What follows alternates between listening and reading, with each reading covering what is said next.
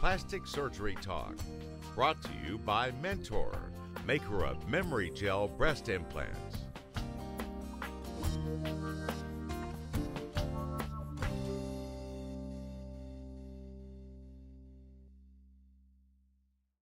Welcome back to Loving Liposuction on Plastic Surgery Talk. We're here with Dr. Peter Fedor. Peter, these laser liposuction techniques, I think that many people have seen these because they've been so heavily marketed. How does marketing play into liposuction?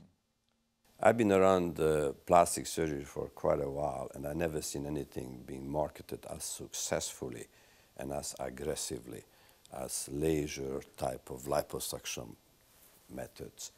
Now, about 15 years ago, we did a multi-center study when we looked at laser-assisted liposuction, and our practice was one of the centers. There were 5 of them, and unanimously the investigators felt that there was no benefit to using laser.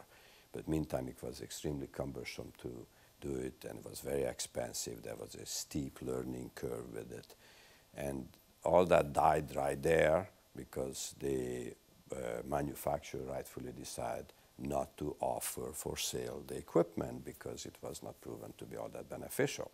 So more recently, new laser associated liposuction procedures have surfaced, and there are so many. There must be about 15 competing companies. I'm totally confused. It is confusing, but unless they show scientifically that some of the claims they are making are truly proven, such as better skin shrinkage, which would be important, but most everything has so far been only anecdotal.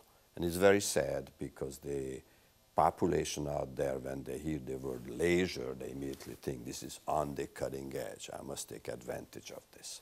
You know, there's tons of patients out there that are seeing these things, and it looks great, but again, they need to be very careful, do their homework, and as things develop, there may be some laser liposuction technology that is very good, but the jury's kind of still out, is what you're saying. Well, we have to keep an open mind to anything. I mean, we should not be in the way of progress, but at the same time, to promote something that has no proof doesn't make much sense. Yeah. The traditional procedure is very good as is, but being that this is the most commonly performed procedure, there's a lot of attempt in bringing in something new, and at times, unfortunately, this is more hype than scientifically proven methodology. And there is a tendency to put marketing and commerce ahead of science. Now, having said that, there are some approaches that improve on the results. And when you think about all the different approaches that are so many of them that can be confusing not only to the patients, not only to the consumer, but it's also confusing to a lot of plastic surgeons because you have the invasive techniques such as the traditional procedure. To that you can add ultrasound assistance, and the aim here is that an ultrasound energy which is placed through an instrument under the skin will do something to the fat cells before they're being aspirated. But then you have the para-assistant approach, then you have the non-invasive approaches, which are on the cutting edge now, and they have to do with transmitting some kind of energy, whether it's ultrasound energy, whether it's laser energy, whether simply cryo or cold, or even microwave techniques are on the horizon. So there's so much coming at us, and so many different names are associated with these new technologies. It is very difficult to kind of really screen out what makes sense and what does not. So there are some of these procedures which are indeed useful, and they make the results better or make the fat removal easier, but by far most of them have to do only with commercially attractive concepts. And so I think it behooves every patient to learn about this a little bit, but also to make sure that they discuss these issues with the surgeon that they intend to have the procedure with. Okay, so let's move on to non-invasive fat removal. So this is like something that's just fabulous, right? You go in, don't have to have surgery, send under some light, and then your fat goes away. So tell us about, there's several technologies, liposonics, ultrashape. Tell us about this technology. Body beam is another one that's very new and not as well known yet. This is very exciting because ideally it would be just great to go and have a little procedure done and have lunch on the same day and not feel any pain, and 2-3 weeks later you have a much better looking figure. I mean, this is just terrific. Who would not want this, right? It's the holy grail. But, and I've been quite intimately involved with one of these companies in its development, because theoretically some of these techniques make a lot of sense.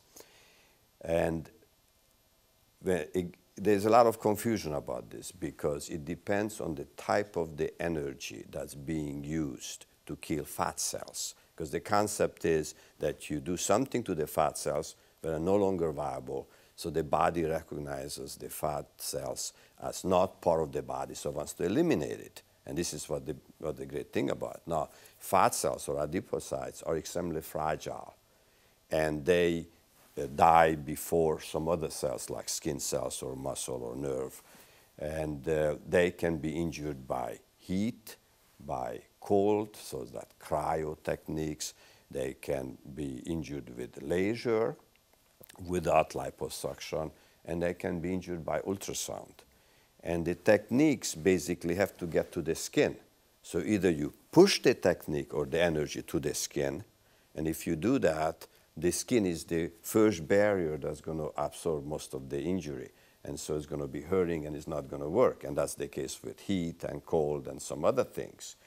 Or if you have a way to focus that energy to get under the skin without injuring the skin and without injuring the structures deep to the fat, so it doesn't injure the skin, injures the fat, and not the structures deep to the fat, then I think you have a winner.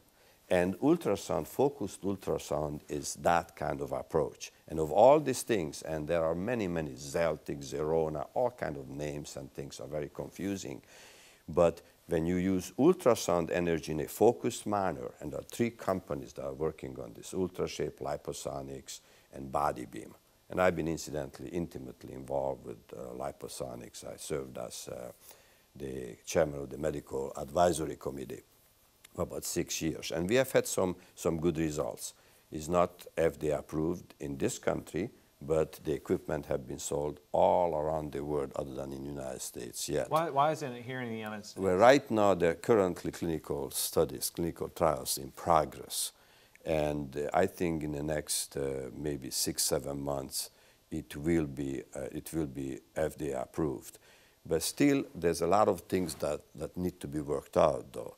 And in the immediate foreseeable future, even though it sounds like theoretically it could, is not going to replace traditional liposuction. And one of the problems is going to be how well are you going to be able to sculpt, how much control you're going to have of this injury.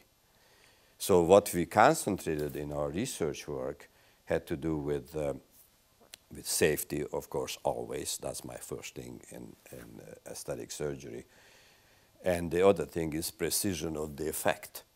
And if these 2 things are worked out well, then I think ultimately has a tremendous amount of promise. But it's going to be some years down the line.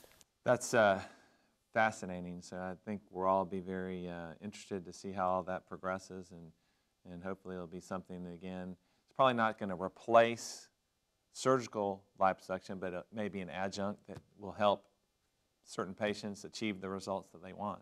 I think that's well put. To patients, the idea that they're not going to have anesthesia, not going to have real surgery is very attractive. Okay, so we're going to go to break again. Then, Peter, I have a couple questions that I would like you to help answer. So we'll be back with our expert, Dr. Peter Fedor,